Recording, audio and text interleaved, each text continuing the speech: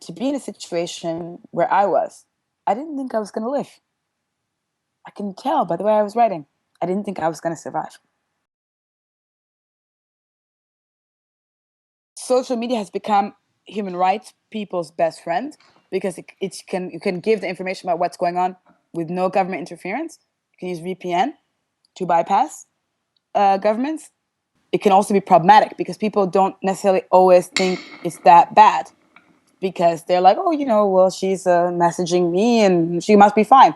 But if you could see the conditions that I was messaging, I mean, I could probably even find those messages. You're gonna have to block the grand majority of it. Is that okay? Like, I need his name blocked and his photo blocked. There's so much information that has to be blocked. So I start getting messages about what's going on from him. So his organization in Europe is analyzing what the hell's going on because I didn't know what the hell's going on. I got a very long message, and he shouldn't have done it. And thank God he did, because he's trying to save my life.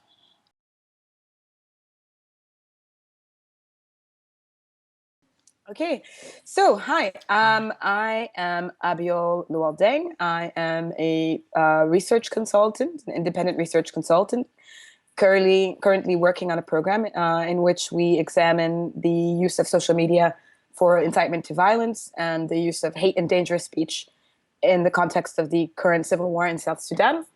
And the project I'm working now is being funded by the German Foreign Ministry.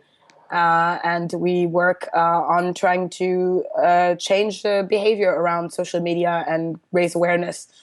I think one of the most seminal moments, kind of linking world events, Twitter, and the power of Twitter in journalism and human rights and governmental action in social media, is the tweet, which was called the most powerful tweet of 2010. The American journalist Ann Curry found out that Médecins Sans Frontières, Doctors Without Borders, could not land their planes in the airport in Port-au-Prince in Haiti because after the earthquake, the U.S. Air Force flew to Haiti and shut down the airport.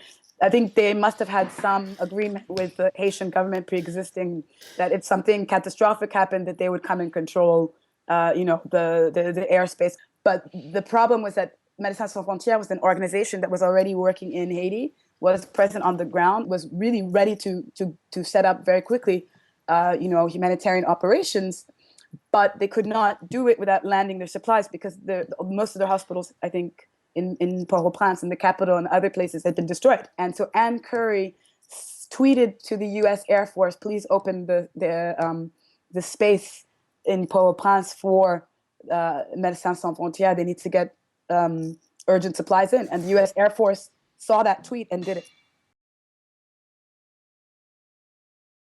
The Arab Spring woke people up to the fact that young people were using social media, particularly in countries that were dictatorships or countries that have governments that monitor media. Because, it's a very big classic in countries like this that the government censors the media or from time to time will shut down newspapers. Journalists being a journalist in many countries is one of the most dangerous professions. And so young people in the Arab world, they decided no more, we don't need to wait until our government turns off Al Jazeera. Let's make the news ourselves. Why social media is both an interesting but also problematic form of media is this rise of journalism, this rise of individuals who are not journalists, whose goals and whose desires we don't fully understand, are now able to set the news. And you see how much the traditional media uses social media to source information. This is also coinciding with the time in which a lot of traditional media outlets are disappearing. This can become problematic because it can also become about who's speaking the loudest, not necessarily who's saying what's happening. And it also sensationalizes things. People want things for likes. They want to see what has been the most tweeted, what people are saying the most. Social media can be dangerous in human rights for us because you now start to have random human rights actors that have more of a social media presence than the traditional legit, as we can say, human rights actors. particularly in the context of South Sudan, I began to see certain musicians or South Sudanese personalities in the West who were not in the country became the go-to source about what was happening, but no one was questioning who they were backing and what their desire and goal was. And this becomes problematic because these individuals are now becoming somewhat journalists, but they don't have the training in journalism and they don't have the ethics standards, and there isn't an editorial board that reviews once a month to see if what they're saying is in line with the newspaper's goals and also values.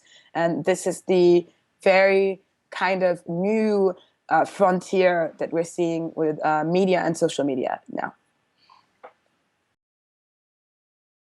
Regarding the boy Marwan, who appeared to be, let's just say honestly, in quotations, lost in the Syrian desert, it was controversial because essentially what happened is the picture was taken, and there was messaging and a narrative around the picture, and for many people, particularly Middle Eastern journalists. People who are based in the region, for them really became the symbol of everything that was wrong with Syria, and also, as is often done in social media, a picture can also really become about people themselves. And for many Middle Eastern focused journalists, or even people working in the West, they began to say, isn't it terrible that we're not doing enough, and what's wrong? And a lot of soul searching happened. But unfortunately, the picture was not correct. It was not. The boy was not alone. The picture had just been zoomed in the manner in which it appeared that he was alone, when in reality, because there had been some journalists who were on site who then said, hey, wait a minute, this isn't what happened. The full picture was shown, and in the full picture you see that the boy is just a few feet in front of his family.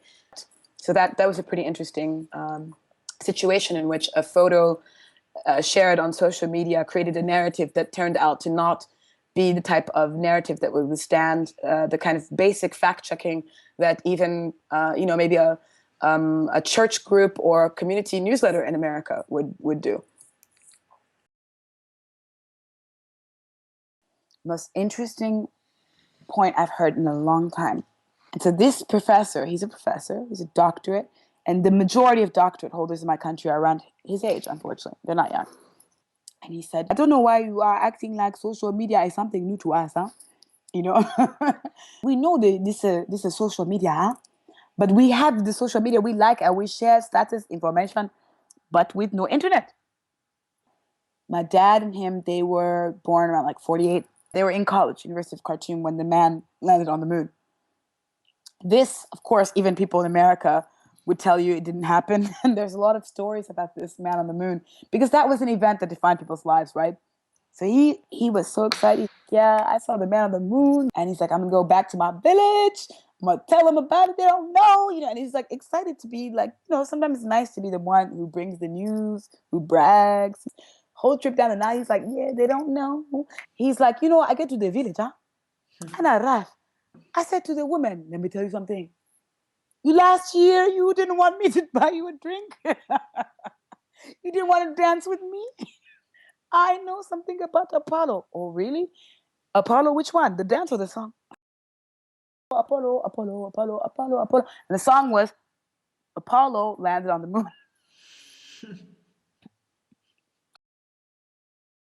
The dance was the moonwalk of not Michael, Jackson. It was the imitating the astronauts.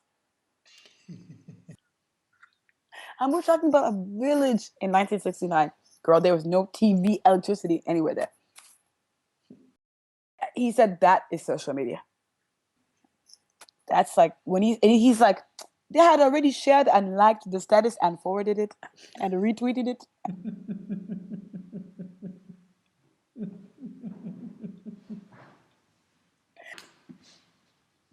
I'm gonna stop recording. Kein Problem.